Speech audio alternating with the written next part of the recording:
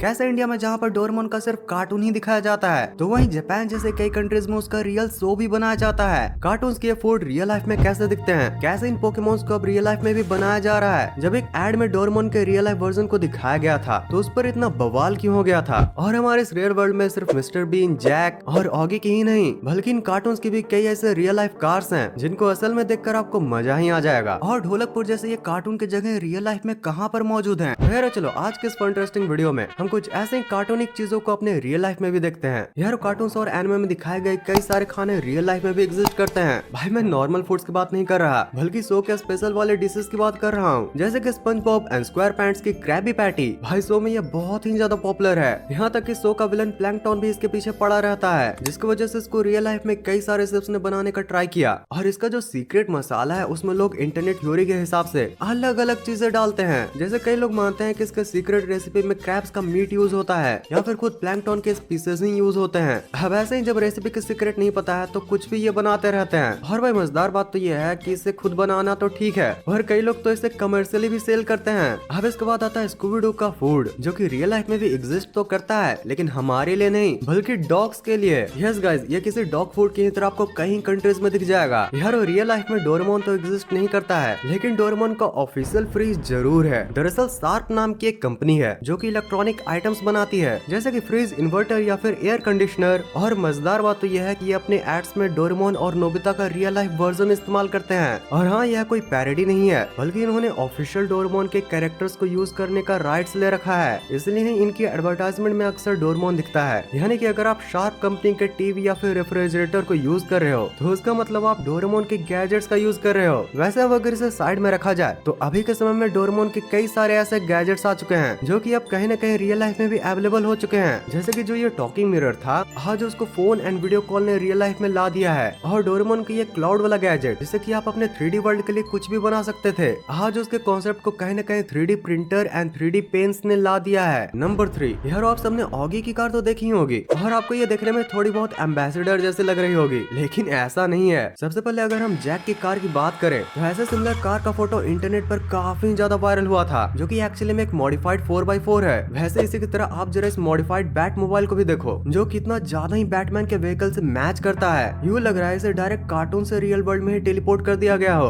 हाँ जान, तो इसको कई मूवीज में भी दिखाया गया, बट भाई ये रियल लाइफ में कितनी ही ज्यादा कूल दिख रही है। वैसे ही अगर एम्बेसडर वाली ऑगी की कार की बात करें तो वो एक्चुअली में बीटल्स के कार के रूप में एग्जिस्ट करती है। अगर आपको नहीं पता है तो मैं आपको बता दूं कि ये काफी ज्यादा पॉपुलर कार है और बीटल्स का पुराना मॉडल कुछ ऐसा ही दिखता था, जैसे कि आप इस फोटो में देख सकते हो। अभी की बीटल्स थोड़ी अलग दिखती है लेकिन पुरानी वाली बिल्कुल ऑगी की कार की तरह दिखती थी। भाई यहाँ तक कि कई लोग तो इसे जानबूझकर ऑरेंज कलर करवा देते थे ताकि ये पूरी की पूरी ऑगी की ही कार लगे। और अब जरा आप ट्रॉन मूवी में दिखाया गया इस लाइट साइकिल को देखो, जिसको कि Parker's brother custom concept facility ने 2017 में रियल लाइफ में प्रोड्यूस करके इसका नाम न्यूट्रॉन बाइक रखा था। वैसे अगर इनके चैनल पर आप विजिट करोगे तो आपको ऐसे ही बहुत ही यूनिक मॉडिफाइड हॉलीवुड व्हीकल्स दिख जाएंगे, जो कि भाई बहुत ही ज्यादा सुपर कूल दिखते हैं। और अब जरा आप सिम्पसन्स के होमर की इस ग्रीन वाली कार्टूनिक कार को रियल लाइफ में देखो, भाई कितनी ज्यादा इसको सिमिलर वे में मॉडिफाई किया गया है। ऐसा लग रहा है मानो खुद होमर सिम्पसन्स ने रियल लाइफ में आकर इसकी चाबी को इसके ड्राइवर के हाथों में दे दिया हो। अब अगर हम इन पुराने कार्टून्स की बात कर रहे हैं तो कुछ पुराने एनिमे की भी बात कर लेते हैं। अब अगर आप जापान के कल्चर के बहुत बड़े फैन हो तो आपको ये तो पता ही होगा कि 1970s एंड 80s में जापान अपने स्ट्रीट रेसिंग के लिए काफी ज्यादा फेमस था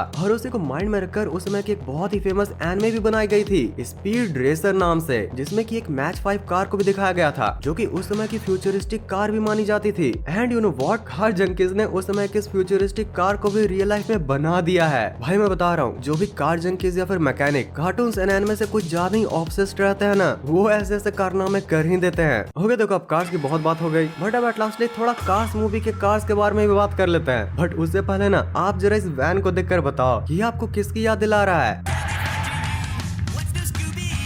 अब अगर कार्स मूवी में भी फिल्मोर वैन की बात करें तो वो 1960s के वोल्क्सवैगन टाइप 2 बस से इंस्पायर्ड होकर बनाया गया था। एंड आई बेट आपने कई कार्टून्स में इसको कभी न कभी जरूर से ही देखा होगा। भाई ये कई एनिमेटर्स के one of the most favourite van में से एक है। अब अगर कार्स मूवी के लेविस हैमिल्टन की बात करें तो वो real life MP4 12C GT3 है। भाई साहब ऐसा नाम कौन रखता है यार। अब इसी तरह जूनियर मून 1940s की फोर्ड स्टैंडर्ड है। रेमोन 1959 सेवरोलेट इम्पाला लवेंडर है। लाइटनिंग मैकविन के गुरु डॉक हडसन 1951 के हडसन हॉर्नेट हैं और वहीं हमारे लाइटनिंग मैक्वीन की वाइफ 2002 पोर्से 911 है। और सबसे मेन हमारा फेवरेट फनी टोमेटर भाई 1959 के इंटरनेशनल हार्वेस्टर L-170 है। भाई सच बता रहा हूँ, इसके रियल लाइफ में पिक्स इसके कैरेक्टर की तरह काफी फनी दिखते हैं। मतलब आप ही देख सकते हो कि इसको रियल लाइफ में कुछ भी बना दिया गया भाई। जब जापान को पता चला था कि वह गंडम रोबोट असलियत में नहीं बना सकते तो वो पहली बार में बहुत ही ज्यादा निराश हो गए थे, लेकिन उन्होंने हार नहीं मानी। अगर आपको नहीं पता है कि यह क्या है तो आप कह सकते हो कि यह जापान में जैसे इंडिया में पावर रेंजर्स पॉपुलर था वैसे ही यह सब वहाँ भी पॉपुलर हुआ करता था। और गाइस अगर आप कार्टून एंड एनिमे देखते हो तो आपने इसके लिटरली कई बार रेफरेंसेस भी देखे होंगे। यहाँ तक कि शिनचैन का जो क्वांटम रोबोट भी है ना वह भी इसी का रेफरेंस था। ये वहाँ के बच्चों के बहुत ही ज्यादा कोर मेमोरी में है, जैसे कि इंडिया का शक्तिमान। और यह एक बहुत ही ज्यादा स्ट्रॉन्ग रोबोट था जो कि अच्छाई की तरफ से बुराई से लड़ता था। ये जापान का एक बहुत ही पॉपुलर शो हुआ करता था और इसलिए इसी की मेमोरी में जापान में 60 फुट लंबा इसके एक लाइव एक्शन मॉडल को बनाया गया था। और वह इसमें सबसे कमाल की बात तो यह थी कि ये किसी असल रोबोट की तरह मूव भी किया करता था। हाँ आपने बिल्कुल सही सुना। और इसके अलावा भी आपको पूरे जापान में इसके काफी सारे डिफरेंट रियल लाइफ वर्जन देखने के लिए मिल जाएंगे। लेकिन भाई ये सबसे ज्यादा क्रेजी वाला है। जरा सोचो इतनी बड़ी सिटी के बीच में इतना बड़ा रोबोट जो कि मूव कर सकता है। यार आपको यकीन नहीं होगा कि एक ऐसा भी पोकेमोन है जो कि एक टिट्टो असल एनिमल से इंस्पायर्ड होकर बनाया गया था और वो पोकेमोन है वूपर। ये पोकेमोन एक्सोलेटिल नाम के एक जानवर से इंस्पायर्ड होकर बनाया गया था। भाई एकदम सेम दिखते हैं और तो और इन दोनों के एबिलिटीज भी काफी सेम है। और भाई ऊपर से सरप्राइजिंग बात तो ये है कि इस एनिमल के पास भी रियल लाइफ में भी एक अलग सी सुपर पावर है जिसे कि आप हीलिंग फैक्टर भी कह सकते हो। मतलब कि बिल्कुल डेडपुल की ही तरह इसके भी कटे हुए ऑर्गन्स वापस उग जाते हैं। यहाँ तक कि अगर इसके ब्रेन को भी हाफ कट कर दिया जाए तो वो भी पूरी तरीके से जनरेट हो सकता है। और भाई मजेदार बात तो ये है कि इसका नाम जब आप गूगल पर सर्च करते हो और इसके इस लोगो वाले आइकन पर क्लिक करते हो तो आपको गूगल एक बहुत ही मजेदार एडवेंचर पर ले जाता है जहाँ पर कि आपको इसके 5 यूनिक फीचर्स को ढूंढना होगा। अब देखो वैसे तो कई सारे पोकेमोन्स हैं जो कि रियल लाइफ में कुछ ज्यादा ही टिटो दिखते हैं, क्योंकि भाई ऑब्वियसली क्रिएटिविटी रियल लाइफ से तो इंस्पायर्ड होती है। लेकिन ये वाला पोकेमोन स्ट्रेट ऑफ इसी को देखकर बनाया गया था। हाँ भाई ड्रॉजी पोकेमोन बिल्कुल टैप्रिस नाम के एनिमल जैसा ही टिट्टो दिखता है। नंबर 6। अब देखो अगर तुम लोग बहुत ही छोटे बच्चे हो और अभी भी कार्टून देखना स्टार्ट किया है तो भाई तुम्हें कॉस्प्ले क्या होता है ये शायद नहीं पता होगा, लेकिन जब पता होगा तो उसे देखने में बहुत ही मजा आएगा। माना कॉस्प्ले रियल लाइफ कैरेक्टर नहीं होते हैं पर कॉस्प्ले में पहने गए ड्रेस और उसके साथ अगर सही बॉडी टाइप हो तो वो काफी ज्यादा रियलिस्टिक होते हैं। हमें वो एकदम रियल लाइफ कैरेक्टर जैसे ही लगते हैं। जैसे कि जरा आप डोरेमोन के इस कॉस्प्ले को ही देखो, शिजुका, नोबिता और इवन सुनियो भी एकदम रियल लाइफ वाले जैसे लग रहे हैं।